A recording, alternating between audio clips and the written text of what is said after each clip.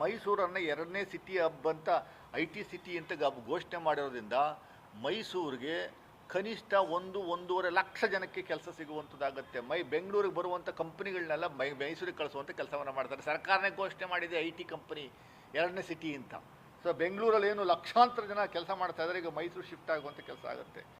ಎಲ್ಲ ಪೇಪರ್ಗಳು ಭಾಳ ಅದ್ಭುತವಾಗಿ ಬರ್ತವೆ. ಯಾರ ಪರ ಇಲ್ಲ, ಯಾರ ವಿರೋಧ ಇಲ್ಲ. ಸಿದ್ದರಾಮಯ್ಯನವರು ಕೊಟ್ಟಂಥ ಕೊಡುಗೆಗಳನ್ನು 208 ಪೇಜ್ ಇರುವಂಥ ಬುಕ್ ಇದು ಅದ್ಭುತವಾಗಿ ಬರೆದವರು.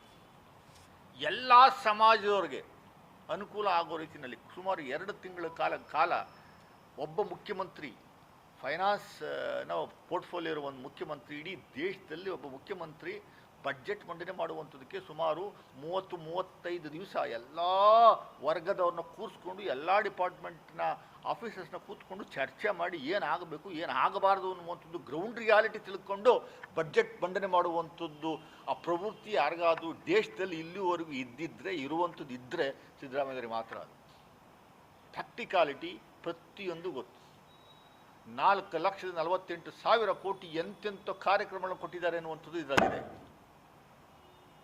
ಆಮೇಲೆ ನಾನು ಇಲ್ಲಿಗೆ ಬರ್ತೀನಿ. ಮೈಸೂರಿಗೆ ಏನು ಕೊಟ್ಟರು ಸ್ವಾಮಿ ಅಂತ ಪಾಪ ಅವ್ರು ಯಾರೋ ಕುಮಾರಸ್ವಾಮಿ ಅನ್ನೋರು ಬರ್ತಾರೆ, ಅವ್ರು ಕೇಳ್ತಾರೆ. ನಾನಿವತ್ತು ಒಂದಷ್ಟು ಮಾಧ್ಯಮಗಳಲ್ಲಿ ಗಮನಿಸ್ದೆ, ಪಾಪ ಹುಣಸೂರು MLA ಎಲ್ಲ ಶೂನ್ಯ ಅಂತ. ಪಾಪ ಈ ಬುಕ್ಕು ಎಷ್ಟು ಪೇಜ್ ಇದೆ ಅನ್ನುವಂಥದ್ದು ಓದ್ದೇ ಇಲ್ದಿರೋರೆಲ್ಲ ಬಂದು ರಿಯಾಕ್ಷನ್.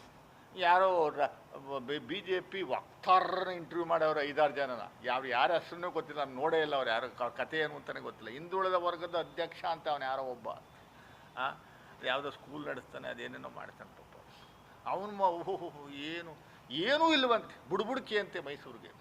ನಿಮ್ಮ ಯೋಗ್ಯತೆಗೆ ನೋಡಿ ಸ್ವಾಮಿ ಎಲ್ಲ ಪಟ್ಟಿ ಇದೆ, ಆರ್ಥಿಕ ತಜ್ಞ ಅವನೆಲ್ಲ. ಮೈಸೂರಿಗೆ ಕೊಟ್ಟಿರುವಂಥ ಯೋಜನೆಗಳು 27 ಯೋಜನೆ ಕೊಟ್ಟವ್ರೆ ಈ ಸಾರಿ. 27 ಯೋಜನೆ ಬರೀ ಮೈಸೂರಿಗೆ. ಇದಲ್ಲದೇನೆ ತಾಲೂಕುವಾರು ಇರಿಗೇಷನ್ ಡಿಪಾರ್ಟ್ಮೆಂಟ್ಗೆ 15 ಯೋಜನೆಗಳು ಕೊಟ್ಟವ್ರೆ. ಒಟ್ಟು 41 ಯೋಜನೆಗಳನ್ನು ಮೈಸೂರಿಗೆ ಕೊಟ್ಟಿದ್ದಾರೆ. Record in the history. 1 page ಬರೆದವ್ರೆ ಎಲ್ಲ ಪತ್ರಿಕೆಗಳಲ್ಲಿ, ಬರೀ ಮೈಸೂರಿಗೆ ಕೊಟ್ಟಿರುವಂಥ ಬಂಪರ್ ಕೊಡುಗೆ ಅಂತ ಬರೆದವ್ರೆ. ನಾವು ಹೇಳಿ ಬರೆಸಿದ್ದೀವ? ನಾನು ಬರೀ 5 ನಿಮಿಷಗಳ ಕಾಲ ತಗೊಂಡು ನಾನು ಒಂದೊಂದೇ ಓದ್ತೀನಿ ಯಾವ್ಯಾವ ಯೋಜನೆ ಅಂತ. ಮೈಸೂರು ಜಯದೇವ ಹಾಸ್ಪಿಟ್ಲ್ ಅಪ್ಗ್ರೇಡೇಷನ್, ಇನ್ನು ಹಿಂದ್ಗಡೆ ಜಾಗ ಇರುವಂಥದ್ದನ್ನ ಗುರುತಿಸಿ ಅಲ್ಲಿ ಅಡಿಷ್ನಲ್ ಆಗಿ 200 ಹಾಸಿಗೆ ಇರುವಂಥ 200 ಬೆಡ್ 3 ಫ್ಲೋರ್ನ ನಿರ್ಮಾಣ ಮಾಡ್ತಾ ಇದ್ದೀವಿ. ದಿನನಿತ್ಯ ಔಟ್ ಪೇಷಂಟೇ 2,000 ಜನ 3,000 ಜನ ಇದ್ದಾರೆ, ಇನ್ ಪೇಷಂಟ್ಗಳೇ 1,000 ಜನ ಇದ್ದಾರೆ. ಇಲ್ಲಿವರೆಗೆ ಪಾಪ ಸದಾನಂದ ಗೌಡರು ಮತ್ತು ದಿನೇಶ್ ಇಬ್ಬರು ಬಹಳ ಶ್ರಮ ಇದೆ. ಅಡಿಷ್ನಲ್ ಆಗಿ 180 ಕೋಟಿ ಕೊಟ್ಟಿರುವಂಥದ್ದು. 180 ಕೋಟಿ ಜಯದೇವ ಹಾಸ್ಪಿಟ್ಲಿಗೆ. ಏನು ಸಿದ್ದರಾಮಯ್ಯನವರು ಕೊಡುಗೆ ಏನು ಅಂತ ಪಾಪ ಈ ಭಾಗದ MP ಪಾಪ ಅವರು ಕೇಳೋರೆ, ಅರೆ ಸ್ವಾಮಿ ನಿಮ್ಮ ಯೋಗ್ಯತೆಗೆ ನೀವು 2 ವರ್ಷ ಆಯ್ತಲ್ಲ ಸ್ವಾಮಿ ಬಂದು ಮೈಸೂರಿಗೆ 5 ರೂಪಾಯಿ ಏನಾದರೂ ತಗೊಂಬಂದಿದ್ದೀರಾ? 5 ರೂಪಾಯಿ, ಬರೀ 5 ರೂಪಾಯಿ ಏನಾದರೂ ತಗೊಂಬಂದಿದ್ರೆ ದಯಮಾಡಿ ಹೇಳಿ, ಚಾಲೆಂಜ್ ಮಾಡ್ತೀನಿ ನಾನು. ಕೇಂದ್ರದಿಂದ 2 ವರ್ಷ ಆಗೋಯ್ತು. ನಿಮ್ಮ ವಿಶ್ವಗುರು ಬಡ್ಜೆಟ್ ಮಂಡನೆ ಮಾಡಿ 2 ವರ್ಷ ಆಯಿತು. ನಿರ್ಮಲಾ ಸೀತಾರಾಮನ್ ಅಕ್ಕ 2 ಸರಿ ಬಡ್ಜೆಟ್ ಮಂಡನೆ ಮಾಡಿ, 3 ಸರಿ ನೀವು ಬಂದ ಮೇಲೆ ಏನು 5 ರೂಪಾಯಿ ತಗೊಂಬಂದಿದ್ದೀರಾ? 5 ರೂಪಾಯಿ. ಹಾಂ. ಎರಡನೇದು ಮೈಸೂರು ಫೆರಿಫೆರಲ್ ಕ್ಯಾನ್ಸರ್ ಕೇಂದ್ರ 92 ಕೋಟಿ ಕೊಟ್ಟವ್ರೆ. ಪರಿಶಿಷ್ಟ ಜಾತಿ ಪರಿಶಿಷ್ಟ ಪಂಗಡದ ಅರೆ ಅಲೆಮಾರಿ ಅಭಿವೃದ್ಧಿ ನಿಗಮ ಮೈಸೂರು ಕಂದಾಯ ವಿಭಾಗಕ್ಕೆ 25 ಕೋಟಿ ಕೊಟ್ಟವ್ರೆ. ಮೈಸೂರಲ್ಲಿ 6 ಮೆಟ್ರಿಕ್ ನಂತರದ ವಿದ್ಯಾರ್ಥಿ ನಿಲಯಗಳನ್ನು ನಿರ್ಮಾಣ ಮಾಡುವಂಥದ್ದಕ್ಕೆ ದುಡ್ಡು ಕೊಟ್ಟವ್ರೆ. ಒಟ್ಟು ಮೈಸೂರಲ್ಲಿ 16 ಕೋಟಿ ವೆಚ್ಚದಲ್ಲಿ ಸ್ನೇಡರ್ ಎಲೆಕ್ಟ್ರಿಕ್ ಯೂತ್ ಇಂಪ್ಯಾಕ್ಟ್ ಸೆಂಟರ್ ಅಂತ, ಸ್ನೇಡರ್ ಎಲೆಕ್ಟ್ರಿಕ್ ಯೂತ್ ಇಂಪ್ಯಾಕ್ಟ್ ಸೆಂಟರ್, ಇದು ಈ ಸ್ಟಾರ್ಟಪ್ಗಳು ಮಾಡಿದ್ರೆ ಅವ್ರಿಗೆ ಟ್ರೈನಿಂಗ್ ಕೊಡುವಂಥ ಒಂದು ಕೇಂದ್ರ, ಅದನ್ನು ಕೊಟ್ಟಿದ್ದಾರೆ. ಅದನ್ನು ಸ್ನೇಡರ್ ಅಂದರೆ ಟೈಲರಿಂಗು ಇತರ ಕುಶಲಕರ್ಮಿಗಳ ಯೋಜನೆ. ಅದು ಏರೋಸ್ಪೇಸ್ ಕೈಗಾರಿಕೆಯನ್ನು ಉತ್ತೇಜಿಸುವಂಥದ್ದಕ್ಕೆ ಮೈಸೂರಲ್ಲಿ ಏರೋಸ್ಪೇಸ್ ಪಾರ್ಕನ್ನು KEDB ಮೂಲಕ ನಿರ್ಮಾಣ ಮಾಡ್ತಾವ್ರೆ. ಅದು ನಮ್ಮ BM ರಾಮು ಅವರು ಇದ್ದಾರೆ, ಅವ್ರ ಕ್ಷೇತ್ರದಲ್ಲಿ ಮಾಡ್ತಾವ್ರೆ. ಅವರು ಮೈಸೂರು ಏರ್ಪೋರ್ಟ್ ಪಕ್ಕನೇ ಮಾಡ್ತಾ ಇದ್ದಾರೆ. ಮೈಸೂರು ಏರ್ಪೋರ್ಟ್ ಪಕ್ಕನೇ ಮಾಡ್ತಾರೆ. ಇದರಿಂದ ಸುಮಾರು 2,000 ಜನಕ್ಕೆ ಕೆಲಸ ಸಿಗುತ್ತೆ. ಮೈಸೂರಿನಲ್ಲಿ ಉದ್ಯಮಗಳಿಗೆ ಇನ್ಕ್ಯುಬೇಷನ್ ಸೌಲಭ್ಯಗಳನ್ನು ಒದಗಿಸಲು ಕಿಯೋನಿಕ್ಸ್ ಸಂಸ್ಥೆಯ ಮೂಲಕ ಪ್ಲಗ್ ಅಂಡ್ ಪೇ ಸೌಲಭ್ಯದ ಲೀಪ್ ಲ್ಯಾಬ್ ಸ್ಥಾಪಿಸುವಂಥದ್ದಕ್ಕೆ ಅವಕಾಶ ಕೊಟ್ಟವರೆ.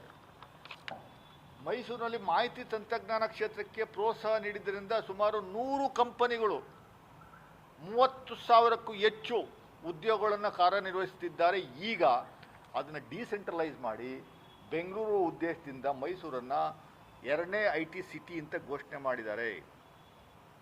ಮೈಸೂರನ್ನು 2ನೇ ಸಿಟಿ ಹಬ್ ಅಂತ IT ಸಿಟಿ ಅಂತ ಘೋಷಣೆ ಮಾಡಿರೋದ್ರಿಂದ ಮೈಸೂರಿಗೆ ಕನಿಷ್ಠ 1-1.5 ಲಕ್ಷ ಜನಕ್ಕೆ ಕೆಲಸ ಸಿಗುವಂಥದ್ದಾಗುತ್ತೆ.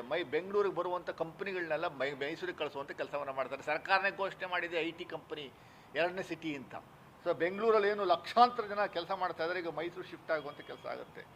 ಮೈಸೂರಿನಲ್ಲಿ ವೈಜ್ಞಾನಿಕ ಅರಿವು ಮೂಡಿಸುವ ಉದ್ದೇಶದೊಂದಿಗೆ ಸೈನ್ಸ್ ಸೆಂಟರ್ ಸ್ಥಾಪನೆ ಮಾಡುವಂಥದ್ದಕ್ಕೆ ಘೋಷಣೆ ಮಾಡಿದ್ದಾರೆ. ಆಮೇಲೆ ರಂಗ ನಿರಂತರ ಅನುದಾನ ನೀಡುವಂಥದ್ದಕ್ಕೆ ಘೋಷಣೆ ಮಾಡಿದ್ದಾರೆ.